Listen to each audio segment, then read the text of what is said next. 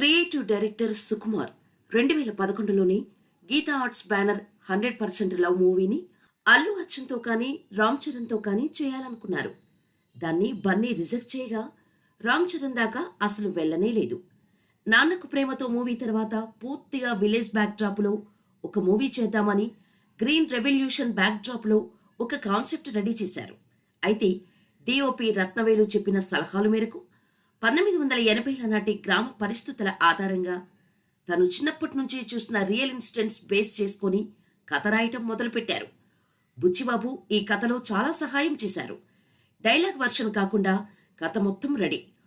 కథని ఒకరిద్దరు హీరోలకు చెప్పాడు, కానీ రిజెక్ట్ చేశారు. తనకు రామ్ చరణ్కు ఒక కామన్ ఫ్రెండ్ ఉన్నాడు. తన ద్వారా చరణ్ని కలిసి కథ చెబితే ఎక్సలెంట్ గా ఉంది, నాన్నగారికి కూడా ఓసారి చెబుదామని చిరు దగ్గరికి వెళ్లారు. చిరు కథ విని గ్రీన్ సిగ్నల్ ఇచ్చేశారు. రామ్ చరణ్ ఆలోచిస్తున్నాడు. ఇక ఇప్పుడు తనలోని నటుణ్ణి బయట పెట్టే టైం వచ్చేసింది కసిగా అన్నాడు. దానికి తోడు సుకుమార్ చెప్పినట్టు కాస్త లావయ్యాడు, గడ్డం పెంచాడు, గోదావరి స్లాంగ్ పూర్తి స్థాయిలో నేర్చుకున్నాడు. కసికి కృషి తోడైతే ఘన విజయం గ్యారంటీ. మరోపక్క సుకుమార్ హీరో క్యారెక్టర్కి మెరుగులు దిద్దుతున్నారు. హీరో క్యారెక్టర్కి కొంచెం చెవుడు. ముందు అనుకున్న స్క్రిప్టులో చేపలు పట్టేవాడు, కానీ తన టీం సూచనతో దాన్ని పంట పొలాలకు మోటార్తో నీళ్లు పెట్టేవాడిగా మార్చేశారు. ముందుగా ఉన్న కమిట్మెంట్ ప్రకారం ఈ మూవీని మైత్రి మూవీస్కి చేశారు సుకుమార్. 2017 జనవరిలో కాస్టింగ్ మొదలైంది. హీరోయిన్గా అనుపమ పరమేశ్వర్ని అనుకున్నారు. స్క్రీన్ టెస్ట్ కూడా జరిగింది. అయితే తనకి ముందుగా ఉన్న కమిట్మెంట్ వల్ల డేట్స్ అడ్జస్ట్ చేయలేక ఈ సినిమాని వదులుకుంది అనుపమ. తర్వాత సుకుమార్ ఎవరైనా కొత్త అమ్మాయిని తీసుకుందామని ట్రై చేశారు. అయితే ముందే సమంతని తన టీం సజెస్ట్ చేసినా వద్దనుకున్నారు సుకుమార్. కానీ ఫైనల్గా సమంతకు లుక్ టెస్ట్ చేసి ఆమెని తీసుకున్నారు. రంగమ్మత్త క్యారెక్టర్కి రాశిని అడిగారు, కానీ తను రిజెక్ట్ చేసింది. దాంతో అనసూయకు ఆ అవకాశం వెళ్ళింది. ప్రకాష్ రాజ్, జగపతి బాబు, ఆదిపినిశెట్టి, నరేష్ లాంటి వారితో కాస్టింగ్ రెడీ అయిపోయింది. మ్యూజిక్ డైరెక్టర్గా దేవిశ్రీ ప్రసాద్, డిఓపిగా రత్నవేలు, ఇలా కాస్ట్ అండ్ క్రూ ఎంపిక చేసుకుని 2017 ఫిబ్రవరిలో పూజా కార్యక్రమాలు జరుపుకుంది రంగస్థలం. చిరంజీవి చీఫ్ గెస్ట్గా వచ్చారు. హైదరాబాద్లోని మౌంట్ ఒపేరా దగ్గర 5 కోట్ల ఖర్చుతో 2 నెలల పాటు 400 మంది వర్కర్స్తో రంగస్థలం విలేజ్ సెట్ నిర్మించారు. 2017 ఏప్రిల్లో రెగ్యులర్ షూటింగ్ రాజమండ్రిలో ప్రారంభించుకుంది రంగస్థలం. రాజమండ్రి, పోలవరం, పాపికొండలు, నేషనల్ పార్కులలో కొంత భాగం షూటింగ్ అయింది. హైదరాబాద్లోని Mount Opera, Ramoji Film City, Annapurna స్టూడియోస్లో మిగతా భాగం షూటింగ్ జరిగింది. 2018 ఫిబ్రవరి కల్లా రాజమండ్రిలో జరిగిన షెడ్యూల్తో సినిమా మొత్తం కంప్లీట్ అయింది. బడ్జెట్ 60 కోట్లు. ఎడిటింగ్ చేశాక 3 గంటల 15 నిమిషాలు ఫుటేజ్ వచ్చింది. దాంతో బ్రహ్మాజీ సీన్స్ కొన్నిటిని ట్రిమ్ చేశారు. మార్చ్ 15వ తేదీ రిలీజ్ అయిన ఆడియో సూపర్ హిట్ టాక్ అందుకుంది. అప్పటికే రిలీజ్ అయిన ఫస్ట్ లుక్ టీజర్స్ మెగా అభిమానుల్లో సినిమాపై ఆసక్తిని, అంచనాలను రెట్టింపు చేశాయి.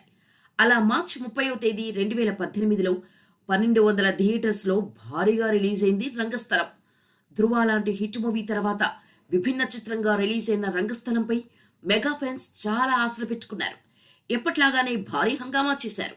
థియేటర్లలోకి వెళ్లి సినిమా మొదలైన కాసేపటికే మనం 1980లోకి వెళ్ళిపోదాం. అక్కడ రంగస్థలం అనే గ్రామంలోకి ప్రవేశిస్తాం.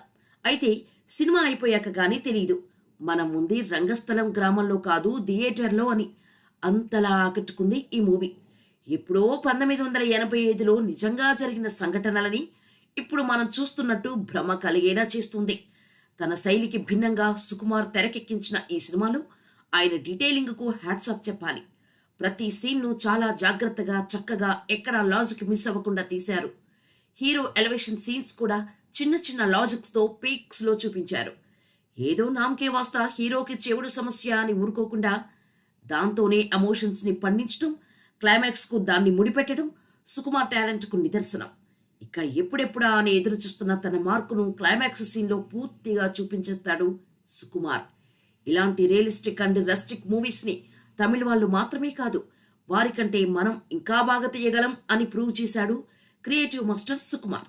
ఆర్ట్ డైరెక్టర్ పనితనానికి, దేవిశ్రీ ప్రసాద్ సంగీతానికి ఇంకో హ్యాట్స్ ఆఫ్. ఇక సిట్టిబాబుగా Ram Charan national award winning performance ఇచ్చాడు. అసలు ఈ క్యారెక్టర్ చేసింది చరణేనా అనిపించేలా ఉంటుంది. ఎందుకంటే అప్పటిదాకా చేసినవి మాస్ కమర్షియల్ మూవీస్.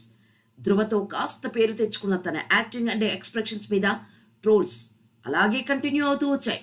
అన్నిటికీ ఒక దెబ్బతో పెడేల్ మన చంప వాయించినట్టు సమాధానం చెప్పాడు చరణ్. తనలో ఇంత అద్భుత నటుడు దాగున్నాడా అని కాసేపు ఆశ్చర్యపోతాం.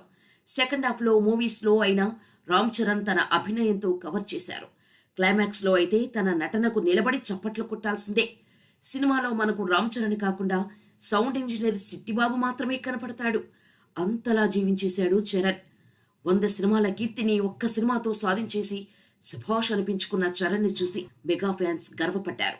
అటు స్టారుగా ఇటు నటుడిగా పరిపూర్ణత సాధించేశాడు రామ్ చరణ్.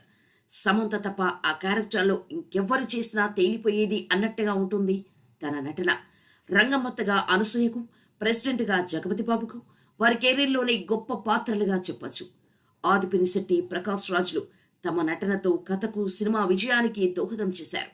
ఇక రంగస్థలం మూవీ బాక్స్ ఆఫీస్ విషయానికి వస్తే 80 కోట్ల ప్రీ బిజినెస్ జరుపుకున్న రంగస్థలం ఫస్ట్ డే 23.5 కోట్ల షేర్, ఫస్ట్ వీక్ 80 కోట్ల షేర్ కలెక్ట్ చేసి బయ్యర్ల పెట్టుబడి అంతా వారానికే వెనక్కి తీసుకొచ్చింది. 81 కేంద్రాల్లో 50 రోజులు, 15 కేంద్రాల్లో 100 రోజులు ఆడి టోటల్గా 124 కోట్లగా షేర్ 216 కోట్ల గ్రాస్ కలెక్ట్ చేసి నాన్ బాహుబలి హిట్గా నిలిచింది. బాహుబలి సిరీస్ను మినహాయిస్తే 200 కోట్లు కొట్టిన ఫస్ట్ మూవీ రంగస్థలం. చాలా ఏరియాస్లో బాహుబలి 2 తర్వాత స్థానంలో రంగస్థలం. కొన్ని సెంటర్స్లో దాన్ని కూడా క్రాస్ చేసింది. 32 కేంద్రాల్లో ₹1 కోటి గ్రాస్ కలెక్ట్ చేసి సెన్సేషన్ క్రియేట్ చేసింది. ఆర్టీసీ క్రాస్ రోడ్స్ సింగిల్ థియేటర్లో ₹1,68 కలెక్ట్ చేసి పోకిరి, బాహుబలి 2 రికార్డు చెరిపేసింది. అనంతపురంలో 30 రోజులు డైలీ 1 లక్షకు పైగా గ్రాస్ కలెక్ట్ చేస్తూ బాహుబలి 2 అధిగమించి single theatre town record create చేసింది. ₹1,30,00,000 కలెక్ట్ చేసి ఖమ్మంలో కూడా బాహుబలి 2ని క్రాష్ చేసింది. వైజాగ్, విజయవాడ, గుంటూరు, నెల్లూరులో 3 కోట్ల గ్రాస్ టచ్ చేసి మైండ్ బ్లాక్ చేసింది. తెనాలి లాంటి సెంటర్లో కూడా ₹1 కోటి కలెక్ట్ చేయడం మాటలకందని రికార్డ్.